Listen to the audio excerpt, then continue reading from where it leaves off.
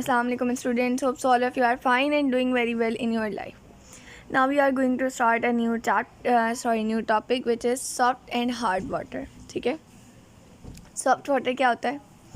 बहुत आसान है. सॉफ्ट वाटर ऐसा पानी होता है जो झाग अच्छे से बनाता हो. लेदर कहते हैं झाग को. जो साबुन के साथ अगर अच्छे से झाग बनाना है तो वो सॉफ्ट वाटर है. क्यों?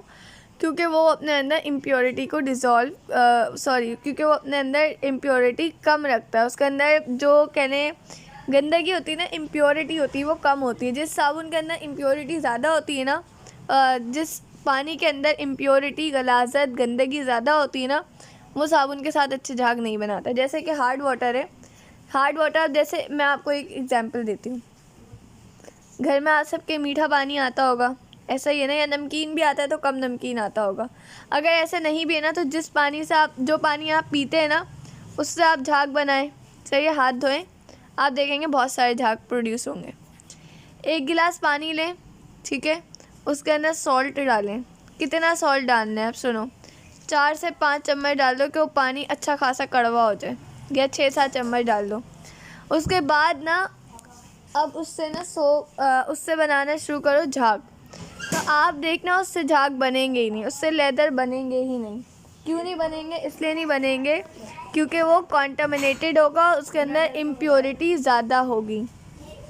पानी के अंदर ना हार्डनेस, उसको हम कहते हैं हार्डनेस. जब पानी के अंदर बहुत ज़्यादा गलाजत आ जाए, इम्प्योरिटी आ जाए, तो उसको हम कहते हैं हार्डनेस. ठीक है, एक सेकेंड, कहते हैं हार्डनेस. ठीक है, हमारे पास पानी की हार्डनेस ना बहुत सारे फैक्टर्स की वजह से आती है.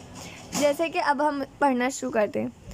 Rain water collects carbon dioxide from the atmosphere as it falls. जब हमारे पास बारिश ज़मीन पर गिरना शुरू होती है तो वो क्या करती है, वो हमारे पास हवा में मौजूद कार्बन डाइऑक्साइड को कलेक्ट करती है, एब्जॉर्ब करती है. जब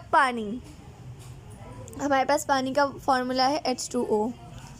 जब पानी हमारे पास कार्बन डाइऑक्साइड के साथ मिलता है तो हमारे पास किसके अंदर बहता है? वो हमारे पास सॉइल लेयर्स के अंदर बहना शुरू करता है. ठीक है, अच्छा, जब उसके अंदर बहता है तो उसके पास उसके अंदर क्या आ जाता है, तब उसको वहाँ से मिल जाता है इनसॉल्युबल कैल्शियम और मैग्नीशियम कार्बोनेट. मतलब पानी ज़मीन पर आया अपने साथ कार्बन डाइऑक्साइड को लेकर, और जब ज़मीन पे गिरा, मिट्टी में आया, तो उसने कैल्शियम कार्बोनेट को भी अपने साथ ले लिया और मैग्नीशियम कार्बोनेट को भी अपने साथ ले लिया. समझे, सबसे पहले उसने अपने साथ लिया कैल्शियम कार्बोनेट को. मतलब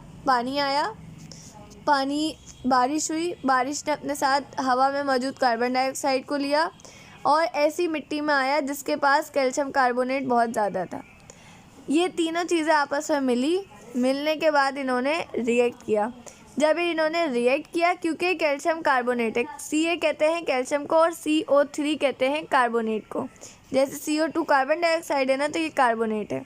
अब कुछ नाम बताने, वो याद रखना. CO कार्बन मोनोऑक्साइड, क्या है? Monoxide. CO2 carbon dioxide. CO3 carbonate, क्या है? कार्बोनेट. याद रखना, ठीक है. क्यों कार्बोनेट है? इसके ऊपर नेगेटिव चार्ज होता है, बस. इससे ज़्यादा अब आप लोग की लेवल की बात नहीं है. इतना अगर किसी बच्चे को याद हो जाए ना, हेड्स ऑफ, बहुत अच्छी बात है. ठीक है, इन तीनों चीज़ों ने आपस में रिएक्ट किया और हमारे पास कार्बोनेट्स बना लिए, बाइकार्बोनेट्स बना लिए. अब ये देखो, ये कैल्शियम बाइकार्बोनेट बन गया. ठीक है, ये मैग्नीशियम बाइकार्बोनेट बन गया. ठीक है. अच्छा भाई, ये जो अब क्या होगा, अब ये पानी हो गया हार्ड. ये जो आपके पास पानी होगा ना, ये अब हार्ड हो चुका है. अब इस पानी से आप हाथ धोगे तो आपके पास लेदर प्रोड्यूस नहीं होगा. ठीक है, क्वाइट इजी. पानी कितनी तरह का होता है, मतलब हार्डनेस ऑफ वाटर कितनी तरह की होती है? 2 तरह की होती है. एक होती है टेम्परेरी, एक होती है परमानेंट. टेम्परेरी वो होती है हमारे पास जो हमारे पास ना ख़त्म हो सकते हैं, और परमानेंट वो होती है जो ख़त्म ही नहीं हो सकती, जिसकी हार्डनेस आप पानी की ख़त्म ही नहीं कर सकते. ठीक है. अच्छा भाई, यहाँ पे वही बात लिखी हुई है कि हार्ड वाटर हम उसको कहते हैं जो अपने लेदर नहीं बनाता है. ठीक है, हार्ड वाटर जो होता है उसके अंदर बहुत ज़्यादा अमाउंट के अंदर या तो नमक होता है, जैसे कि नमक, या फिर डिज़ोल्व सॉल्ट्स होते हैं. अब सॉल्ट्स क्या होते हैं? मैग्नीशियम, कैल्शियम हो गया, मैग्नीशियम हो गया, हैवी मेटल्स हो गए, ये सब आपके पास सॉल्ट में आते हैं, जैसे कि कैल्शियम कार्बोनेट. ठीक है, NaCl हो गया, ये तमाम जिसके अंदर डिज़ोल्व होते हैं वो हमारे पास सॉल्ट के ज़मरे में आते हैं। अच्छा भाई, hard water scaling the pipes and other domestic alliance, अगर हमें इसको लाइफ अपने लिए यूज़ करना होता है तो हम उसको पाइप वगैरह के अंदर यूज़ करते हैं। हमें कहाँ से मिलता है हार्ड वाटर? हमें हार्ड वाटर मिलता है समंदरों से, सी और ओशन वगैरह से। दो तरह के होते हैं, टेम्परेरी और परमानेंट। टेम्परेरी हार्डनेस क्या होती है पानी की?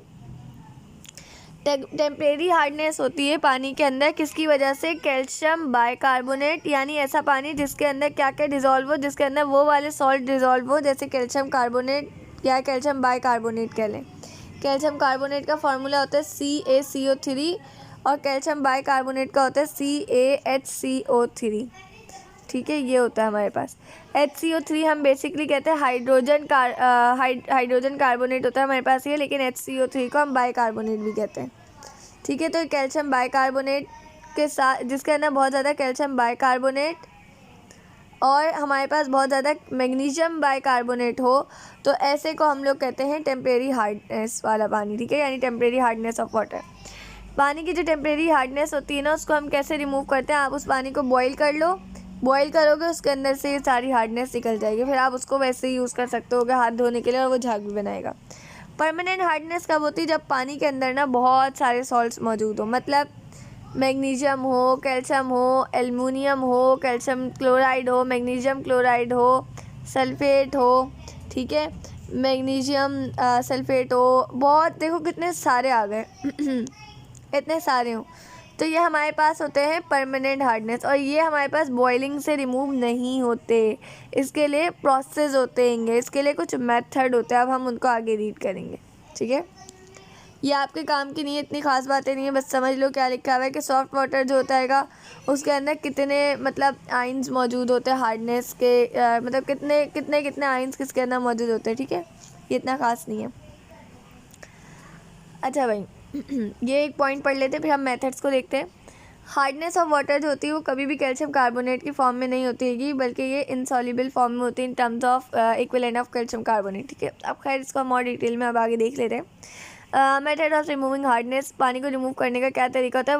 वाटर को हम कैसे सॉफ्ट कर सकते हैं? हम पानी को ऐसे सॉफ्ट कर सकते हैं, यानी कि उसकी हार्डनेस को ऐसे रिमूव कर सकते हैं कि हम उसके अंदर से मैग्नीशियम और कैल्शियम आइंस को रिमूव कर दें, क्योंकि इन दो की वजह से ही हार्डनेस होती है। यही बात आपके पास इस पूरे पैराग्राफ में लिखी हुई है। अगर पानी टेम्परेरी हार्डनेस वाला है तो मैंने बताया हम पानी को बॉईल करेंगे। पानी को बॉईल कैसे करेंगे? CaCO3 को लो, उसको बॉईल करो, कैल्शियम कार्बोनेट में टूटेगा, कार्बन डाइऑक्साइड में टूटेगा और वाटर में टूटेगा। सिंपल। पानी जो होगा वो एवापोरेट होकर आएगा। जैसे आप समझो ये एक आपके पास बकेट है, बकेट ले लो कुछ भी, जिसके अंदर ये पानी है जो है हमारे पास कैल्शियम बाइकार्बोनेट, ये हमारे पास हो रहेगा एवापोरेट। जब ये हमारे पास हो रहेगा हीट हो रहेगा। इसके ऊपर लगा हुआ है एक पाइप, इस पाइप के थ्रू जो भी पानी होगा ना वो एवापोरेट होकर इसके अंदर जाएगा, और जाने के बाद ये पाइप ना आगे ऐसे कर्व्ड होकर एक और टैब में आ रहा है, तो ये साफ़ पानी इसके अंदर आकर जमा हो जाएगा। बस इस तरह से हमारे पास पानी की जो टेम्परेरी हार्डनेस होती है उसको रिमूव किया जाता है। जो अच्छा एक और मेथड होता है जिसको हम क्लर्क्स मेथड कहते हैं। इसके अंदर हम क्या करते हैं? इसके अंदर हम ये करते हैं the addition of slaked lime CaOH2। इसका नाम सुन लो, इसको कैल्शियम हाइड्रोक्साइड भी कहते हैं और स्लैग्ड लाइम भी कहते हैं। ठीक है, ये हमारे पास एक केमिकल अप्रोच है किस चीज़ के लिए है? पानी की जो टेम्परेरी हार्डनेस होती है उसको रिमूव करने के लिए। Temporary hard water stated using a determined amount of lime water as a result the perception of magnesium and calcium ions water become soft. देखो होता ये है कि अगर आप जैसे फॉर एग्जांपल मैग्नीशियम बाइकार्बोनेट के अंदर अगर आप कैल्शियम हाइड्रोक्साइड यानी कि स्लैग्ड लाइम को डिज़ोल्व कर दें, दोनों एक्वस फॉर्म में होंगे, दोनों पानी की फॉर्म में होंगे, दोनों आपस में डिज़ोल्व होंगे, जिसकी वजह से आइंस में टूट जाएंगे। मैग्नीशियम और कैल्शियम कार्बोनेट प्रेसिपिटेट बन के नीचे जमा हो जाएंगे और पानी ऊपर आ जाएगा, तो आप उस पानी को निकाल लेंगे। ये हमारे पास कहलाता है क्लर्क्स मेथड। अच्छा भाई, दूसरा तरीका क्या है परमानेंट हार्डनेस को रिमूव करने का? देखो परमानेंट हार्डनेस को हम कैसे रिमूव करते उसके लिए हमारे पास सिर्फ केमिकल्स चाहिए। अगर हम केमिकल्स को यूज़ करेंगे तभी हमारे पास वो रिमूव हो सकते हैं, वरना नहीं। जैसे कि आप वॉशिंग सोडा जो आपके पास एक केमिकल है, इसका फार्मूला याद रखना Na2CO3, इसको यूज़ कर लें या सोडियम जियोलाइट को यूज़ कर लें। ठीक है, इससे हमारे पास कैल्शियम और मैग्नीशियम आयंस जो हैं वो रिमूव हो जाते हैं इनसॉल्युबल सॉल्ट्स के फॉर्म में, यानी ऐसे सॉल्ट बन जाते हैं जो सॉल्युबल नहीं हो सकते। अब सॉल्युबल नहीं होंगे तो डिज़ोल्व वो आराम से अलग हो जाएंगे। एक बात याद रखना है, जब मैं फार्मूलाज बार बार कह रही हूँ ना, याद कर लो, वो बोर्ड में पूछ लेते हैं कि वॉशिंग सोडा का फार्मूला क्या है, फिर फंस जाओगे तो याद कर लेना, और ऐसा याद करना कि लाइफ टाइम याद रहे, ठीक है, क्योंकि आगे फर्स्ट ईयर सेकेंड ईयर में दोबारा से ये चीज़ें आ रही हैं। अच्छा भाई, यूजिंग वॉशिंग सोडा, अगर आप पानी के अंदर वॉशिंग सोडा को ऐड करते हैं तो कैल्शियम और मैग्नीशियम आयंस होते हैं वो हमारे पास अलग हो जाते हैं। कैसे अलग हो जाते हैं? वो कैल्शियम और मैग्नीशियम कार्बोनेट्स बना लेते हैं। यहाँ देखिए Na2CO3 आपके पास क्या है, अब बच्चे कंफ्यूज हो जाते हैं। इसको हम सोडियम कार्बोनेट भी कहते हैं और वॉशिंग सोडा भी कहते हैं। इसने रिएक्ट किया कैल्शियम सल्फेट के साथ, तो हमारे पास क्या बन गया, कैल्शियम कार्बोनेट और Na2SO4। इस तरह से हमारे पास हार्डनेस रिमूव हो जाती है। अब हमारे पास डिसएडवांटेज क्या है हार्डनेस ऑफ वाटर के? देखो, कुछ तो आपको बताइए कि पानी के साथ झाग नहीं बनाता, यानी आप इसको धोने के लिए नहीं इस्तेमाल कर सकते। और भी इसके हैं, अब वो हम इंशाल्लाह चलो मैं इसका थोड़ा सा बता देती हूँ, फिर तुम लोग उसको डिटेल में पढ़ लेना, और कुछ ना समझ आए तो समझ लेना। लेदर फॉर्मेशन, यानी कि वो झाग नहीं बनाते, आप उससे कपड़े नहीं धो सकते। क्यों? क्योंकि कपड़े धोने के लिए झाग बनना लाजमी है, झाग नहीं बनेगा तो कपड़े धुलेंगे कैसे, ठीक है। बल्कि वो क्या करते हैं, वो जो सोप होता है ना, वो साबुन क्या करता है, वो कपड़े के ऊपर सफ़ेद सफ़ेद धब्बे पड़ जाते। कभी देखिएगा, एक बार करके देखिएगा, एक छोटा सा कपड़े का पीस लेगा, ब्लैक कलर का ले लेगा, एक पानी लेगा, मतलब 1 गिलास पानी लेगा, उसके अंदर 2 चम्मच या 3 चम्मच तो नमक डाल दें। सस्ता वाला नमक जो गली में ऐसे मिल रहा होता है ना 20-30 का, नॉर्मल दुकानों से सस्ता, बहुत सस्ता होता है, अच्छा वाला नहीं लेना, आयोडीन वाला, सस्ता नमक लेना, गंदा वाला। उसके 2-3 चम्मच डालना, ठीक है। वो 3 चम्मच डाल दो आप उसके अंदर, 1 गिलास पानी के अंदर। उसके अंदर वो जो छोटा सा रुमाल टाइप कपड़ा ले लेना, छोटा सा, उस ब्लैक कलर के कपड़े को उसके अंदर डिज़ोल्व करना, उसके अंदर डालना, भिगोना, और उसके बाद उसको उसी के अंदर थोड़ा सा आप सरफ लेकर ना रगड़ने के बाद उसी पानी से, मतलब उसी तरह का एक और गिलास लेना, उसके अंदर 3 चम्मच दोबारा से डालना अपने पास नमक, और उसको उसी पानी से उस कपड़े को धोने के बाद सुखा देना। देखना जब वो सूखेगा ना, उसके ऊपर वाइट कलर के धब्बे होंगे, ठीक है। अच्छा, स्टेन्स, भाई हार्ड वाटर जो होता है वो आपके कपड़ों पे धब्बे छोड़ जाता है। मैंने अभी आपको ये पूरी चीज़ें बताई है, ये आपके कपड़ों का कलर फेड कर देगा, ठीक है। कैल्शियम स्कैम्स जो होते हैं वो आ जाते हैं, वो आपके जो टाइल्स होते हैं, ग्लास होते हैं, फिक्सचर्स होते हैं, उन सब के ऊपर भी हार्ड वाटर की वजह से धब्बे आ जाते हैं। क्यों? क्योंकि कैल्शियम जो होता है ना वो डिपॉजिट होना शुरू हो जाता है, ठीक है।